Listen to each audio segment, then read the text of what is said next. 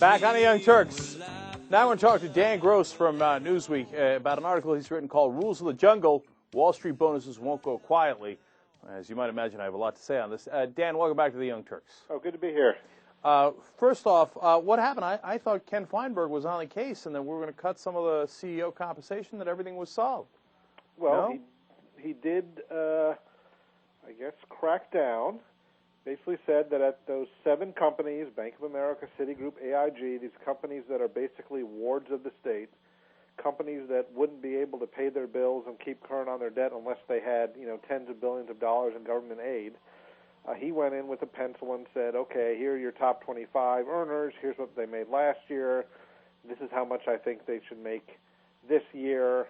It's going to be less, but it's going to have a different formula, more cash, maybe more stock that can't invest for 4 years. And then he's going now to the kind of next round, the top, I think, 250 or so at all these institutions. So there is some effort by these new shareholders, namely the government, to do what shareholders are supposed to do, which is to make sure that the resources of the company are not getting funneled entirely to the executives. I think that's the wrong way to go about it, but I'm going to get back to that in a second. So what's happening, though, with the companies that have repaid the TARP money? They have a different situation, right? Yeah, the companies that have repaid the TARP money, and we're talking mostly about Goldman Sachs, Morgan Stanley, they are doing quite well because money is free. The interest rates are at 0. And Goldman has said they're setting aside $20 billion this year for compensation. Morgan Stanley said in the most recent quarter, $5 billion alone. These companies tend to pay about 50% of their revenues, not their profits, their revenues. So they get $1 of revenues, 50% of that is for compensation. That's kind of how it's always been, and that's how it's going to be this year. The thing that's strange about it, they say, well, look, why should the public have anything to say about this? We're a private company. We paid back our TARP money with interest. And, the reason is that we, the taxpayers and the government, have done all these other things besides the TARP. We've taken interest rates to 0, which, hurts savers. The FDIC is guaranteeing tens of billions of dollars of their debt. It's kind of like somebody who was, in a coma, coming to and detaching the feeding tube and saying, hey, I'm perfectly healthy. Meanwhile, they need to be kind of wheeled around in a wheelchair, and they need all sorts of physical therapy, and they can't really function on their own. They seem to think that they are, fully independent creatures, just like they were in 06 and 07. So, Dan, there's a couple of things here. One, did you see Dylan Ratigan's segment on this where he said, look, they take all this money that they get free, basically, from the government, and equals, billions of dollars, obviously, tens of billions, hundreds of billions of dollars, and they use that to make the profit, and then they funnel it back to us. But, of course they're going to make money. We just gave them free money to invest with. Do you agree with that analysis first? That the money comes back to us? No. That the money that they're making is with our money, except we get no interest in it. They're the ones that take all the profits.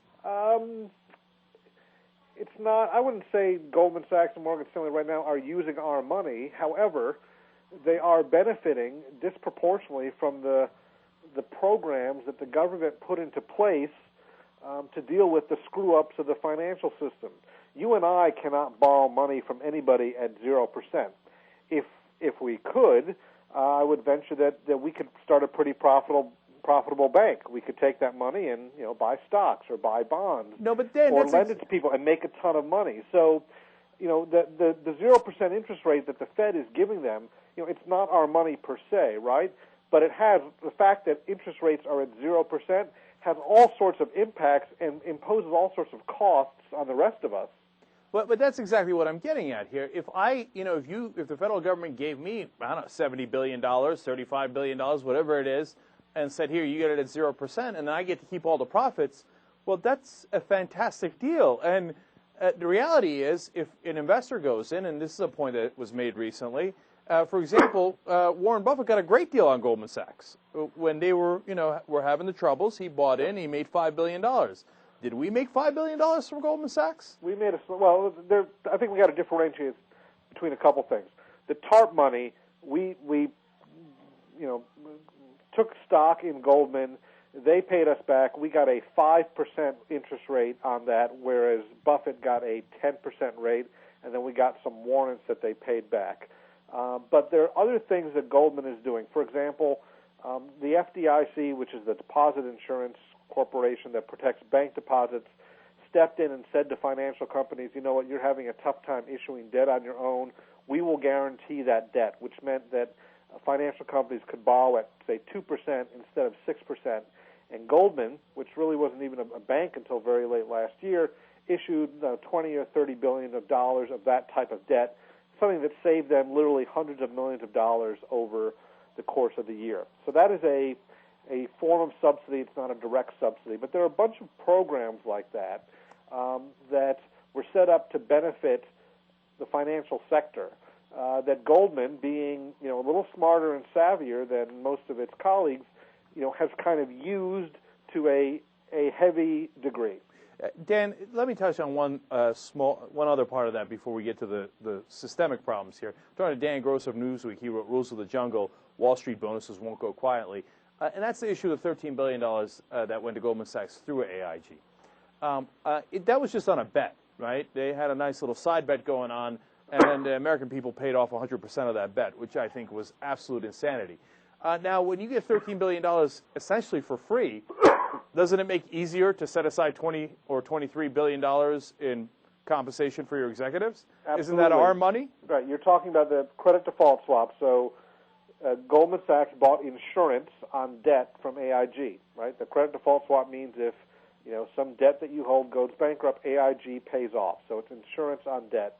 AIG never put aside any money to pay off those claims like real insurance companies do. So when it defaulted, it faced this prospect of not making good. So the government came in, gave AIG a chunk of money. A large chunk of that was funneled directly to credit default swap counterparties. Goldman was the biggest one of them. And so instead of getting pennies on the dollar, it got 100 cents on the dollar. Goldman says, we had hedged against all this stuff, and it didn't really matter that much, and we wouldn't have lost that much. And my response is, okay, then give some of that money back. Of course, they're not doing that. So that was another example where they benefited directly from a bailout and were made whole on a poor decision they made. Whereas, Dan, I have a very specific question on that, which I don't know the answer to. Was that a credit default swap on a transaction they were actually involved in, or or was there any chance that it was a naked credit default swap, meaning it was a transaction that they were not involved in originally? I don't know. You could buy it. It's generally you buy a credit default swap on a third party. In other words, you come to me and you say, I want to buy insurance on, your producer's debt. Okay? Right. And so if your producer defaults, of course he won't because he's a good guy, then I will pay you, X dollars. Right. So it's credit. It's the credit of a third party that's in question. I don't know which particular third party it was. See, because if it's a third-party transaction that we paid the $13 billion on, that's even more egregious. That means we just paid them on an absolute bet, not attached to a damn thing. And that means they just took $13 billion of our money and put it in their pocket. So that's why I wonder about that. And that should be cause for a revolution. But instead what we have is Ken Feinberg cutting salaries here and there. We're really close out of time. I wish we had more time to discuss this part of it. But let me ask you one question about that. Isn't this going about the wrong way, saying, all right, instead of paying you $2 million, I'm going to pay you $1 million, and you, instead of getting $1 million, you're going to get $250,000? Shouldn't we be doing structural change so that they don't take 50% of the revenue as compensation? The whole system is broken. The shareholders aren't represented at all. Everybody's getting robbed. It's not just the taxpayers, it's the shareholders. Well, I actually I agree with you, but I take a slightly different view.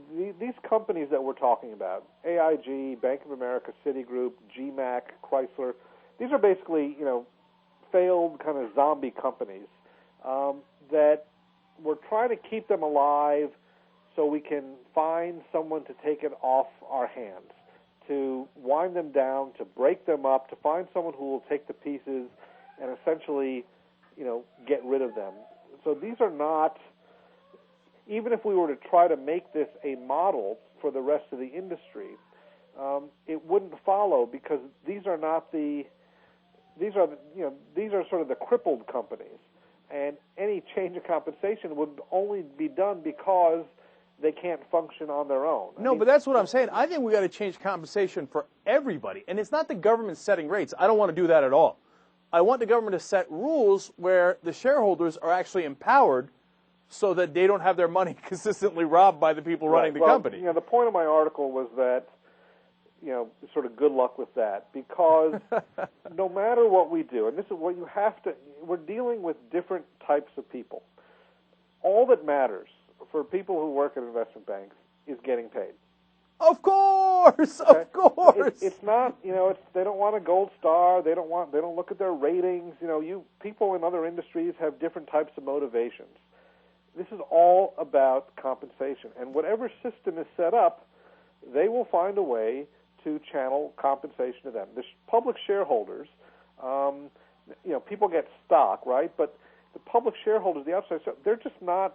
They don't care about them. And the reality is that the system would probably be better off if all these firms were private partnerships again, the way Goldman Sachs was until 1999. Absolutely. The problem for them is that when you're a private partnership, you can't take on a huge amount of leverage, and if something goes bad, you and your buddies are wiped out, and you lose your money. Else. Yeah, you lose your money, not shareholder money. And on that note, I keep going further than I should. Obama said, this is in your article, I'd like to think that people would feel a little remorse and feel embarrassed and would not get $1 million or multi-million-dollar bonuses.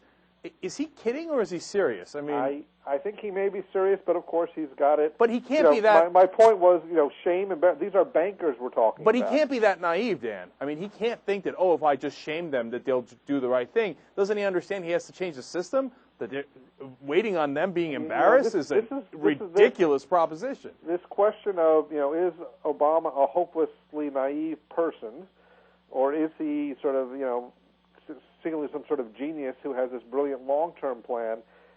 It's the question that comes up time and again with regards to health care, with, forgiving Joe Lieberman for, basically trying to destroy him during the presidential election, and guess what? Lieberman's trying to do it again with health care.